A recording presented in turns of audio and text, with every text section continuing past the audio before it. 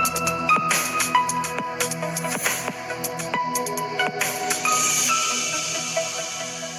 Friends, എല്ലാവർക്കും ഒരു പുതിയ വീഡിയോയിലേക്ക് സ്വാഗതം. It's me Akhil Satheesh and welcome to Akhil Satheesh world.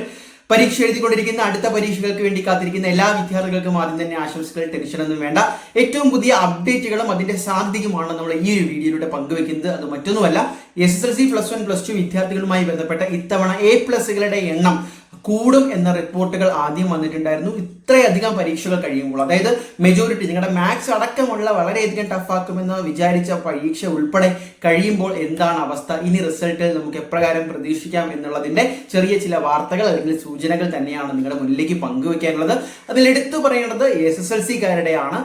SSLC-കാരുടെ ഇതുവരെയുള്ള മിക്ക പരീക്ഷകളും, പ്രധാനമായിട്ട് സയൻസ് വിഷയങ്ങൾ, ഇപ്പോൾ ഫിസിക്സ് കഴിഞ്ഞു, അതുപോലെ തന്നെ നിങ്ങളുടെ മാത്സ് കഴിഞ്ഞു, മറ്റ് മലയാളം സബ്ജക്ട്സും അതുപോലെ തന്നെ IT-യും ഇംഗ്ലീഷും ഉൾപ്പെടെ കഴിയുന്ന ഈ ഒരു സാഹചര്യത്തിൽ പല വിദ്യാർത്ഥികൾക്കും പങ്കുവെക്കാനുള്ളത്, മോഡൽ എക്സാമിനെ വെച്ച് നോക്കുമ്പോൾ പല വിഷയങ്ങളും അതേ രീതിയിൽ അല്ലെങ്കിൽ കുറച്ചുകൂടി ഈസി ആക്കിയെന്നാണ്. പ്രത്യേകിച്ച് മാത്സ് ഒക്കെ മോഡൽ എക്സാമിന്റെ ആ ഒരു എക്സ്പെക്ടേഷനും ഒക്കെ പോയ വിദ്യാർത്ഥികൾക്ക് ഒരുപാട് നല്ല രീതിയിൽ അറ്റൻഡ് ചെയ്യാനും ക്വസ്റ്റ്യൻസിന് ആൻസർ ചെയ്യാനും പറ്റിയെന്ന് നേരിട്ട് തന്നെ പറയുകയുണ്ടായി. അപ്പോൾ നിങ്ങൾക്ക് ഗ്രേസ് മാർക്കിന്റെ നോട്ടിഫിക്കേഷൻ വന്നു കഴിഞ്ഞു. SPC അടക്കമുള്ള ലിറ്റിൽ കൈറ്റ്സ് അടക്കമുള്ള കാൻഡിഡേറ്റ്സിന് ഈ ഗ്രേസ് മാർക്ക് മുഴുവനായിട്ട് തന്നെ ഇത്തവണ ലഭിക്കും.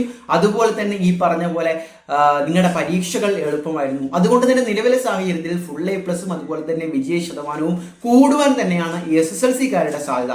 അതേസമയത്ത് +2 നോക്കുകയാണ് എങ്കിൽ നിങ്ങളുടെ ഏറ്റവും ലേറ്റസ്റ്റ് ആയിട്ട് സയൻസ് സബ്ജക്റ്റുകാർക്ക് നടന്ന മാത്സ് എക്സാമും അതുപോലെ കൊമേഴ്സിലും അവസാനം നടന്ന പരീക്ഷകൾ ചെറിയ ചില ടഫ് ആയിരുന്നു. പക്ഷെ അതേസമയം വാല്യൂഷന്റെ കാര്യം വരുമ്പോൾ നമുക്ക് പ്രതീക്ഷകൾ ഏറെയാണ്. കാരണം ഒരു കുട്ടിക്ക് മാത്രമല്ല ടഫ്, ആഗോളതലത്തിൽ, അതായത് നമ്മുടെ കേരളത്തിലെ പരീക്ഷ എഴുതിയ പല വിദ്യാർത്ഥികളും മെജോറിറ്റി അഭിപ്രായം രേഖപ്പെടുത്തിയത് മാത്സ് അടക്കമുള്ള വിഷയങ്ങൾ ടഫായതുകൊണ്ട് തന്നെ അതിലൊരു അനുകൂലമായിട്ടുള്ള നിലപാട് നമുക്ക് ആ വാല്യൂഷൻ ക്യാമ്പുകളിൽ അല്ലെങ്കിൽ പിന്നീട് കുട്ടികളെ പരിഗണിക്കുമ്പോൾ പ്രതീക്ഷിക്കാവുന്നതാണ്. അതുകൊണ്ട് നിങ്ങളും ടെൻഷൻ അടിക്കേണ്ട. പൂർണ്ണമായിട്ട് A+കൾ കുറഞ്ഞു പോകുമോ എന്നുള്ളത് പിന്നീട് പലരും ചോദിക്കുന്നത്, ഈ ഒരു മാർക്ക് പ്രത്യേകിച്ച് ഈ സയൻസ് വിദ്യാർത്ഥികൾ ചോദിക്കുന്നത് കീമിനെ അഫക്റ്റ് ചെയ്യുമോ എന്നാണ്.